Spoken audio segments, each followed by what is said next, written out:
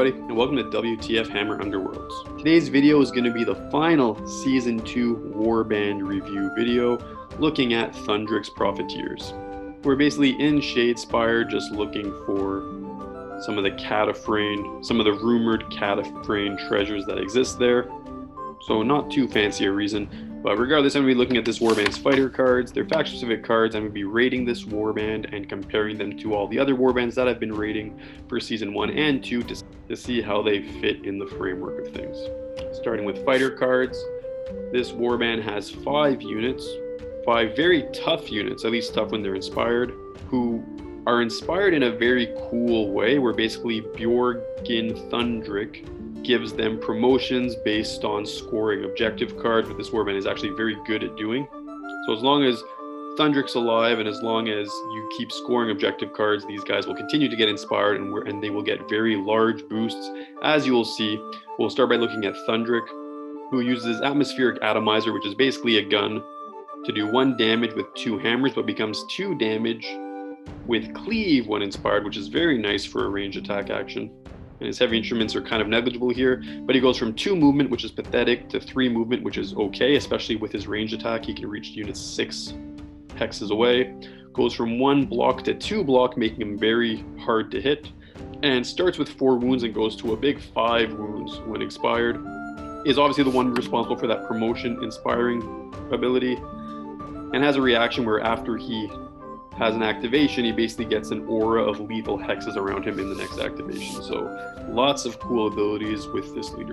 Next, there's Kazgan Draxskewer, who's pretty comparable to the Briar Queen, to be honest. He can fly, meaning that he could have similar ghostly benefits of ignoring lethal normal hexes. Has a Sky Pike, which is range 2 hammer, 2 damage, becomes 3 damage when inspired, and has a pretty mediocre pistol, but I mean it's useful for scoring warning shot.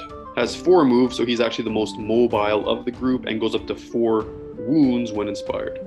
Deadeye Lund, also quite a badass. Upon being inspired, gets 2 hammers, 2 damage cleave, just like Thundrik, on a ranged attack, which is very nice. I mean, it's as good, if not better, than the best spell attack actions out there. Goes up to 3 movement, gets 4 wounds when inspired, so big boosts from getting inspired in all of these units.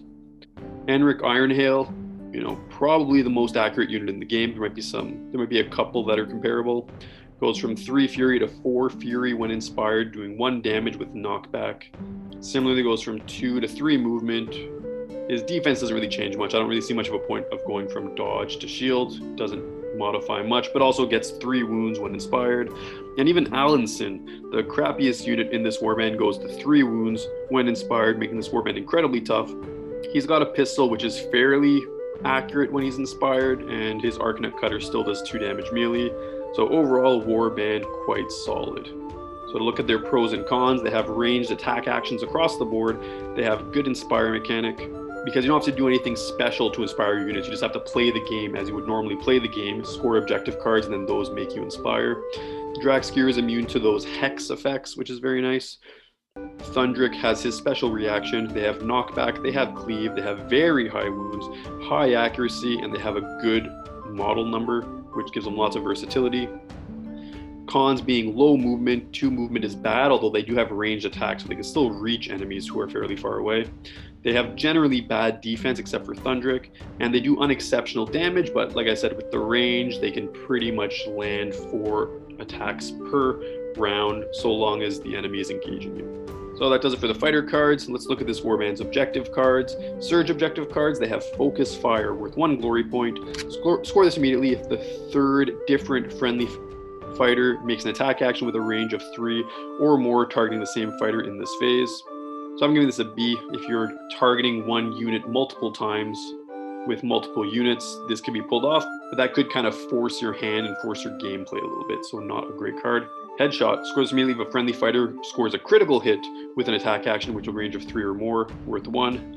I'm giving this an A, could be an S. I mean, crits are never a guarantee, but I mean, you're probably going to be taking 4 attacks per round with these guys because they have range. Ironhail rolls 4 dice when he's inspired, so chances of getting a crit at some point are very high. Seeking Advancement, worth 1 glory point. Score this immediately if your Warband takes an enemy fighter with a wounds characteristic of 4 or more out of action. So So I'm giving this a B. It's also good. Could be worth an A.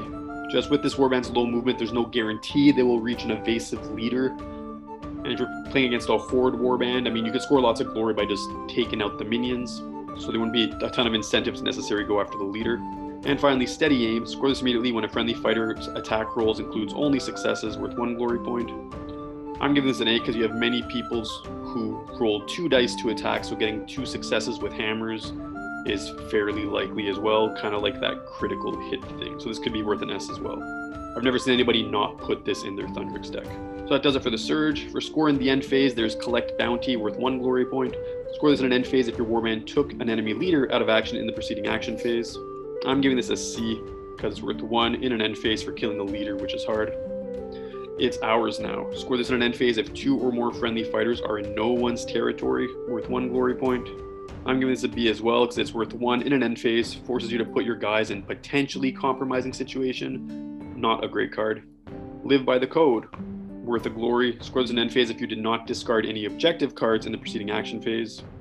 So I'm giving this an A, but it could be worth an S because it's pretty much a guarantee to get scored, but it is only worth 1, so maybe S is a little bit too generous. Search the City. Score this in an end phase if you hold 3 or more objectives, worth 2 glory. I'm giving it a C because if you want to take the route of holding objectives, you might as well take Supremacy. And either way, this warband typically does not take that route anyway. Sound Finances, 2 glory if you have 5 unspent glory points, which is very nice. I'm giving this an A. I mean, maybe I'm being a little bit too conservative because when I'm re-looking at these cards, I mean, a lot of them I think might deserve S's, and this is one of them. And finally, Stake a Claim, worth 1 glory point. Score this in an end phase if all friendly fighters are in your territory and no enemy fighters. Score this in an end phase if all friendly fighters are in your territory and no enemy fighters are in your territory, worth 1. So I'm giving this a C because it's not so easy to pull off. And that does it for the objective cards, which promote attacking enemy fighters, not discarding objective cards, holding objectives, not spending glory points, entering no one's territory, and preventing enemy fighters from entering friendly territory. So next we're going to take a look at this warband's power cards. Starting with deploys, there's Etheric Augmentation. The first attack action made by a friendly fighter in the next activation has +1 dice. I'm giving this a B, just typically good. Ambitious Attack, +1 damage to the first attack action with a range of 1 or 2 made by a friendly fighter in the next activation. I'm giving this a B. It's nice for Drax Skewer, but you won't use it for too many other fighters. Atmospheric Isolation. Play this only if there is a surviving friendly Thundrik. No more power cards can be played until after the next activation. So I'm giving this a B. Very nice if you actually play it at the end of a round because it would prevent a player from being able to play upgrades during an end phase. I mean, thinking about it again, this might even be worth an S, A or S. It's better than a B. Duardin Resilience. The first time a friendly fighter suffers any amount of damage in the next activation, they only suffer 1 damage. Very nice card. I'm giving this an A. Makes this warband even tougher than they currently are with their base stats. Prepared Position. Choose a friendly fighter that does not have a guard token and give them a guard token. Useful, not great with their 1 defense typically across the board. Giving it a B. Might be worth a C. Protect the Boss. Choose a friendly fighter and push them up to 2 hexes so that they're adjacent to your leader. It's okay. I'm giving it a B. Quiet Contemplation. Choose 1. Draw a power card or discard an objective card and draw an objective card. So this saves you a round of card drawing or swapping. I'm giving it a C. Not so great in my opinion. Seek the Sky Vessel. Choose up to 2 friendly fighters and make a move action with each of them. I'm giving this an S. These guys suffer in movement. This, in a large part, takes away that issue, especially since you can move guys who have already moved or charged. Timed Charge. As a reaction, after a friendly Drax Skewer's move action that begins adjacent to an enemy fighter, roll an attack dice. On a roll of smash or crit, those enemy fighters each suffer a damage. 50% chance to do damage as you're leaving an area adjacent to enemies. I'm giving it a C because Drax Skewer will typically try to attack from a range of 2. It's only if you get swarmed that this becomes useful, which is not a guarantee. And Toxic Gases, an amazing card. Choose an enemy fighter. They can either take a damage or let you push their fighter 2 hexes, which will typically cause them to land in a lethal hex anyway. I'm giving this an S. Very nice. No line of sight issue. No range issue. And Unyielding. Friendly fighters cannot be driven back in the next activation. It's okay. I'm giving it a C. It's not really that great. And that does it for the Gambits. The ploys, that being, which typically promote improving defense, increasing the accuracy of attacks, pushing fighters, increasing or causing damage, improving movement, preventing power cards, drawing cards, and preventing drive back. Finally, we have this warband's upgrades, starting with Ancestral Fortitude, which is just a straight up +1 wounds. I'm giving it an A. Next, there's Ancestral Might, +1 damage to this fighter's attack actions with a range of 1 or 2, so a great strength. Nice for Drax Skewer, I'm giving it an A. Augmented Buoyancy, +2 move to Drax Skewer, which can bring him to 6 movement. I'm giving this an A as well, so these are nice buffs for Drax Skewer. Breath of Grungni, unique to Thundrik, gives him a knockback attack. I'm giving it a C, could be a D. I mean, knockback can be nice, but cleave is better. His inspired version does 2 damage also. Disciplined Retreat for Lund. As a reaction after this fighter's attack action, you could push them up to 2 hexes. So it gives Lund a bit of mobility, which is nice, so I'm giving it a B. Empowered Aether Shot for Allenson or Ironhail, which gives them cleave on their gun attack, which is also okay. Would improve the accuracy of Ironhail's already very accurate attack, so I'm going to give it a B. Magmalt Draught, basically a potion of constitution, reducing damage suffered by 1 just 1 time. I'm giving it an A, makes this warband even tougher. I mean, so many toughness boosting cards for this already tough warband. Paymaster for Thundrik. You can reroll 1 dice in each attack roll made for a friendly fighter adjacent to this fighter. Pretty circumstantial. I'm going to give this a C. Pushing Retort, unique to Lund. 1 range, 2 fury, 1 damage reaction. During an adjacent enemy fighter's attack action that targets this fighter and fails, this fighter cannot be driven back and can make this really low chance of success attack. Not good. I'm giving it a D, especially since Lund is probably always getting hit with his 1 shield defense. Rapid reload for Ironhail gives him a 2nd shot, which is super nice when combined with Stand and Shoot, which can completely screw over an opponent's game plan, especially since Ironhail has knockback, so I'm giving this an A. Finally, there's Swashbuckler for Allenson, which gives him a +1 die on his melee attack. I wouldn't recommend really buffing Allenson by any major amount, so I'm giving this a C. So all in all, this warband's upgrade cards promote improving toughness, increasing movement, increasing attack accuracy, provide some out-of-turn attack actions, push some friendly fighters, increase damage, and provide some unexceptional weapon upgrades.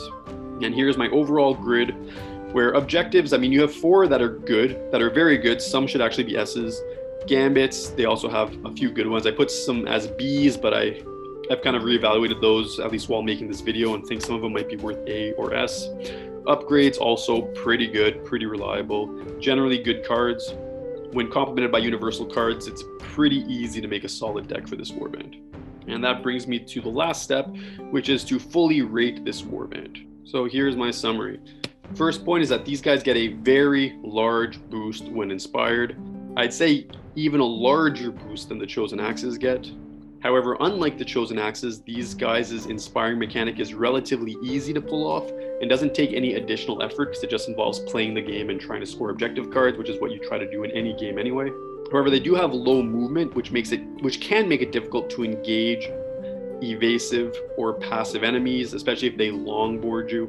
But they do have a high movement unit who can who can cross the gap and at least provide some kind of a pressure against those sort of passive units, against those sort of passive playstyles. And they do have multiple range attacks, which, at least, even uninspired can allow a guy to reach a unit 5 hexes away, which is significant. They are very strong against aggressive opponents. The area that these guys really excel is when they're playing against aggressive warbands, aggro warbands that come in and try to take Thundrik's Profiteers' heads off. Because this warband can consistently make 4 attack actions per round if units start entering their territory, because they have range attacks. They don't have to charge because their range is 3. They have high accuracy. They have special combat abilities that help them score objective cards. If ever you enter their territory and start charging and taking swings, that fits directly within the game plan of Thundrik's Profiteers, who will cash in a lot from that kind of a mistake. However, like I said, if you do longboard them, you can shaft them pretty thoroughly.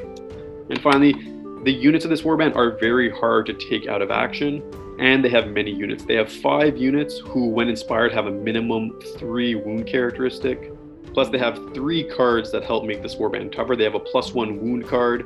They have the Magmalt Drought, They have that card that reduces damage to 1 in the next activation. So all these things combined, it can just be really frustrating to try to attack these guys and take them out of action. So this is why they really thrive against aggressive warbands, because they get more attacks, they land their attacks, you attack, the attacks don't hurt as much, and they rake in lots of glory through objective cards, which inspires their guys and makes them even tougher. By far, this warband is the toughest warband. So after overviewing all these things, I'm going to give this warband a ranking of A, but I'm giving them a very high ranking of A. So I put them as A, but I put them as the highest A. I didn't quite put them as S because I don't know if they really warrant that sort of OP status. Because in Beastgrave, for example, universal cards really promote holding objectives, and this warband is not very strong at it. They're really good at aggro or anti-aggro. So they're tough. They're very tough, very competitive all the time.